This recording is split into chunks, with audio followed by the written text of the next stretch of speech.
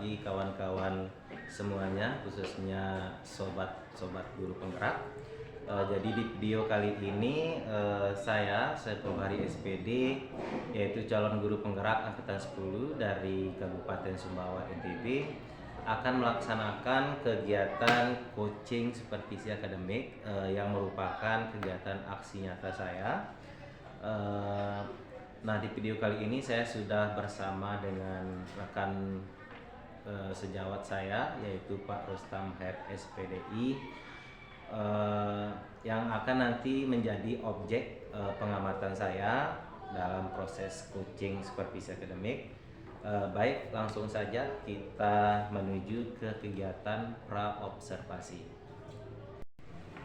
Ya, Assalamualaikum Pak Rustam, bagaimana kabarnya hari ini? Waalaikumsalam warahmatullahi wabarakatuh. Alhamdulillah baik-baik saja Pak. Oke, jadi gini Pak, pada kegiatan kali ini kita akan melaksanakan kegiatan pra-observasi.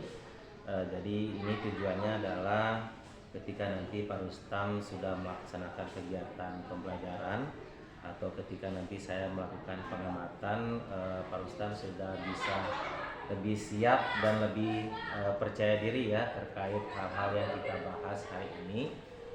Oke, baik Pak Rustam, untuk kegiatan pra-observasi kali ini akan ada beberapa pertanyaan yang ingin saya tanyakan ke Pak Rustam. Boleh Pak? Boleh, silakan. Terima kasih. Oke, jadi pertanyaan yang pertama Pak, mungkin ini terkait dengan tujuan pembelajaran. Nah, bisa diceritakan sedikit tujuan pembelajaran yang ingin dicapai nanti Pak dalam kegiatan pembelajaran ini? Baik, terima kasih. Dalam pertemuan kegiatan belajar mengajar yang akan saya lakukan, tujuan pembelajaran yang menjadi capaiannya yang pertama itu adalah siswa itu dapat membaca Quran surat Al-Mujadilah ayat 11, kemudian membaca Quran surat Az-Zumar ayat 9 sesuai dengan kaidah tajwid, kemudian membaca hadis tentang keutamaan menuntut ilmu, kemudian memahami atau mengidentifikasi tanda-tanda wakaf di dalam bacaan Quran surat Al-Mujadilah dan Az-Zumar tadi. Itu ada 4. Iya, baik Pak, luar biasa. Nah, kira-kira nanti area pengembangan, maksud saya area apa yang ingin dikembangkan kepada anak terkait materi tersebut Pak? Ya, jadi area yang ingin saya kembangkan di dalam kegiatan belajar mengajar pada kesempatan besok ini adalah keterampilan membaca dari anak-anak dan keterampilan mengidentifikasi wakaf serta membaca dengan benar sesuai dengan bacaan-bacaan tajwid surat-surat yang dimaksud. Oke, baik. Pak Rustam, dalam pembelajarannya nanti kira-kira model pembelajaran apa yang akan digunakan? Ya, mengingat hasil asesmen yang saya lakukan, identifikasi kemampuan anak itu, saya telah memetakan bahwa ada beberapa anak yang sudah mampu, lancar, kurang, dan lain sebagainya. Maka dalam kegiatan pelajaran ini saya ingin melaksanakan proses melalui tutor sebaya. Jadi pendampingan dari siswa yang lancar kepada siswa yang kurang lancar. Ya, jadi nanti teman-teman yang sudah lancar bisa menjadi pengajar Pak ya, menjadi tutor sebaya bagi rekan-rekannya yang belum lancar. Dengan bimbingan guru. Oke, luar biasa. Nah, terkait strategi Pak, kira-kira strategi pembelajaran yang seperti apa nanti? Ya.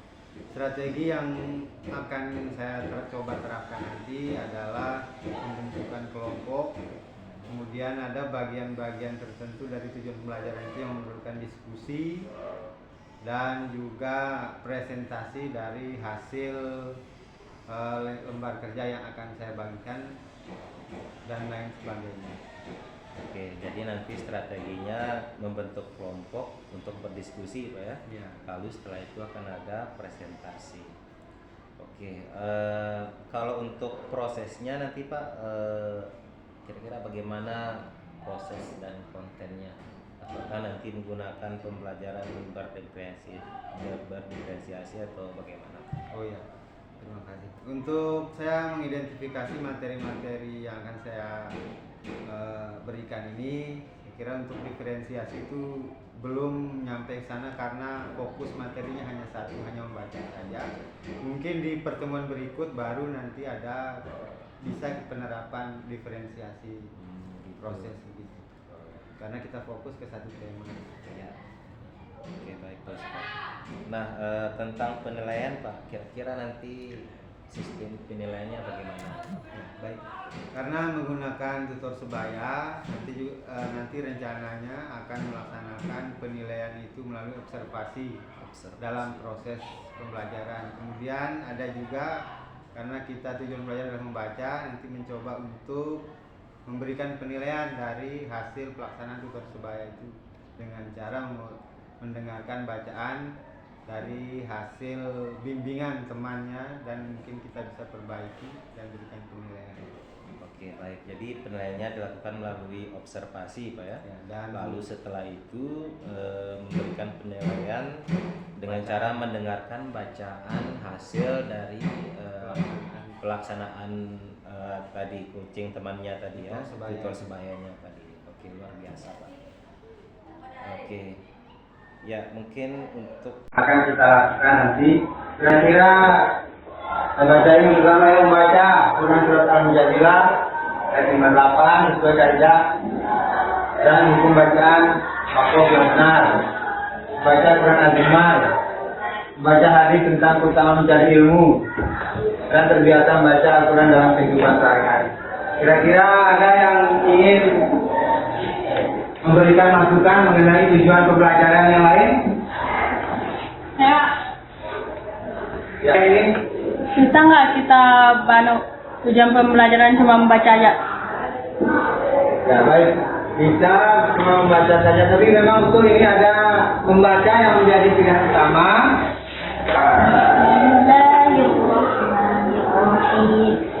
Ayyuhallazina Rahmanirrahim. Amman huwa Bismillahirrahmanirrahim. Ayyuhallazina amanu. Alif namanya Ram.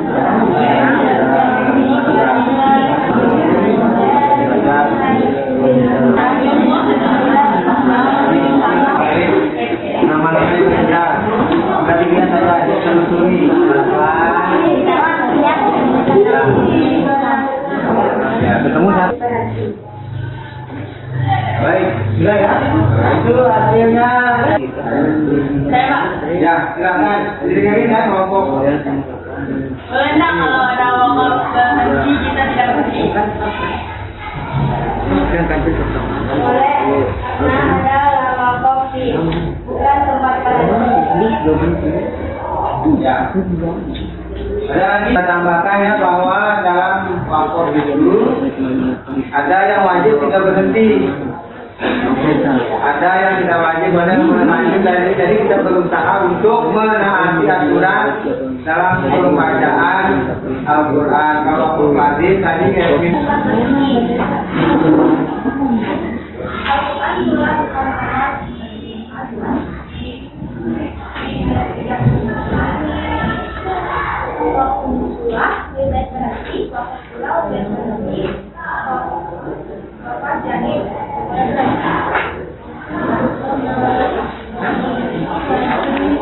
ya, tunangan dulu untuk kelompok 2.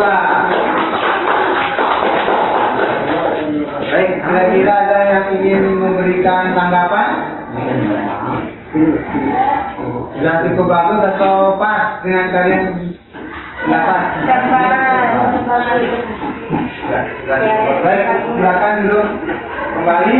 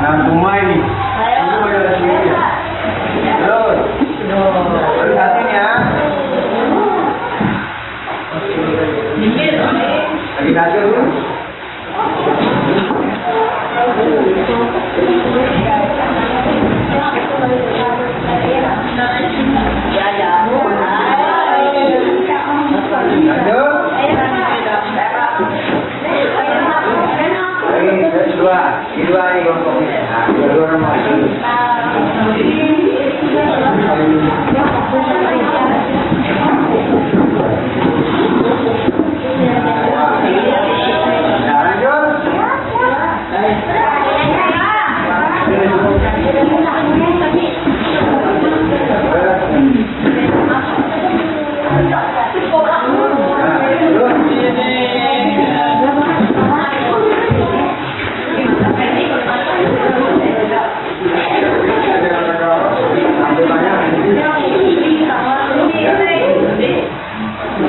Cukup ya, ini anggap semua. Itu hampir ya 60% itu beratnya yang kedua dan Assalamualaikum warahmatullahi wabarakatuh. Halo sobat penggerak semuanya. Kali ini sampailah kita pada tahap kegiatan pasca observasi. Setelah kemarin di pertemuan yang kemarin kita sudah melakukan pengamatan atau observasi kelas terhadap bagaimana keberlangsungan proses pembelajaran yang dilaksanakan oleh Pak Rustam HRSPDI. Jadi langsung saja kita buka sesi ini pasca observasi. Baik, Assalamualaikum Pak Ustadz. Waalaikumsalam warahmatullahi wabarakatuh. Bagaimana kabarnya hari ini? Alhamdulillah baik. Ya, jadi pada kegiatan pasca observasi ini saya akan mengajak Pak Ustadz untuk sedikit mengobrol ya, terkhusus kegiatan yang sudah kita laksanakan kemarin. Kemarin saya sudah melaksanakan kegiatan pengamatan di kelasnya Pak Ustadz, yaitu di kelas 8F. Jadi sebelum saya menyampaikan catatan-catatan atau hal-hal yang sudah saya amati di kelas Bapak, saya ingin menanyakan beberapa pertanyaan. Boleh Pak ya? Ya. Oke Pak Ustadz, jadi pertanyaan saya yang pertama, bagaimana perasaan Pak Ustadz ketika melaksanakan pembelajaran? Baik, terima kasih. Perasaan saya ketika selesai melaksanakan kegiatan KBM di kelas itu, alhamdulillah saya merasa cukup puas pada beberapa hal, dan ada beberapa hal juga yang masih saya rasa agak kurang tersalurkan di dalam proses pembelajaran tersebut. Ya, jadi apa perasaan Bapak mengajar ketika ada orang lain yang mengamati pembelajaran Bapak di kelas? Sebenarnya pada dasarnya biasa saja. Cuman ada beberapa yang berpengaruh terhadap proses ketika anak-anak itu melaksanakan kegiatan yang lebih aktif, itu mungkin yang berpengaruh. Kalau saya ya seperti biasa, mengajar seperti biasa, mengikuti pola-pola dan alur rencana yang disiapkan dan lain sebagainya. Ya. Itu luar biasa nih Pak Ustadz. Oke, Bapak bisa ceritakan kembali terkait proses yang sudah dilaksanakan dalam proses pembelajarannya kemarin? Baik, jadi sesuai dengan alur pembelajaran, yang pertama tentu ada kegiatan pendahuluan yang saya sampaikan, ya dimulai dengan berdoa, kemudian mengabsensi, kemudian berikan pertanyaan pemantik nanti yang akan memicu rasa ingin tahu siswa, kemudian menyampaikan tujuan, kemudian mengkomunikasikan kegiatan apa saja yang akan kita lakukan sampai dengan hasil dan cara penilaian yang akan kita laksanakan. Oke. Ya, kemudian Pak, model pembelajaran yang direncanakan kemarin apakah sudah terlaksana dengan baik? Ya.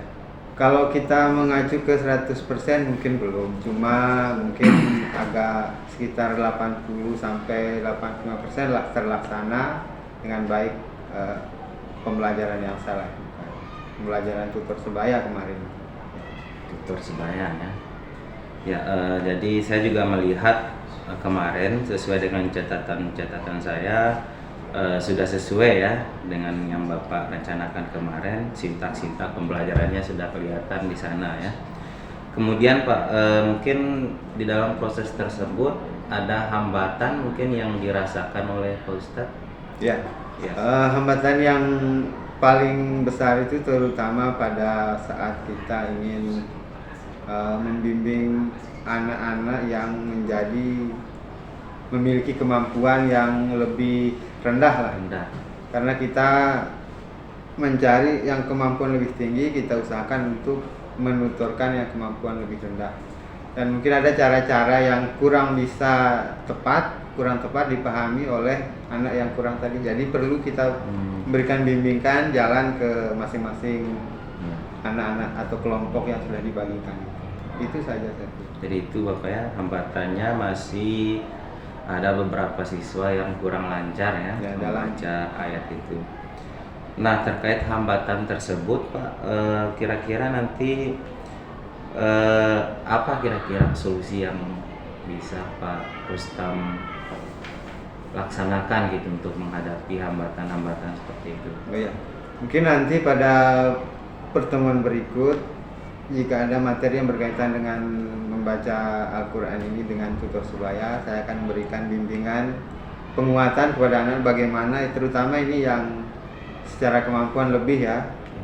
Jadi saya berencana ingin memberikan bimbingan bagaimana sih cara yang efektif agar teman kita tersebut itu bisa lebih memahami bacaan-bacaan atau ayat yang dilakukan, karena kan mereka itu tidak punya kemampuan menjadi guru lah, istilahnya hanya tutor sebaya saja. Jadi supaya ada berjalan dengan baik lah pelaksanaannya gitu.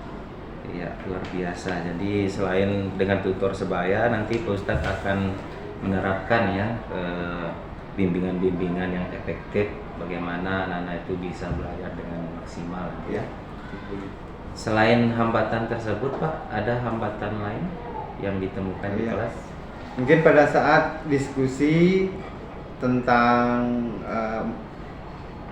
hukum wakaf itu ada anak-anak yang kurang aktif, dan saya sendiri tidak bisa full 100% mencurahkan perhatian kepada seluruh kelompok. Masih ada saja yang kurang. Jadi itu yang mungkin perlu mendapatkan peningkatan dari pembelajaran saya. Gitu kan. Jadi ada beberapa anak yang kurang aktif ya. Ya. Ya, dari hambatan itu Pak, kira-kira apa nih alasan yang membuat hal tersebut terjadi pada beberapa anak itu? Apa kira-kira faktornya? Ya, mungkin dari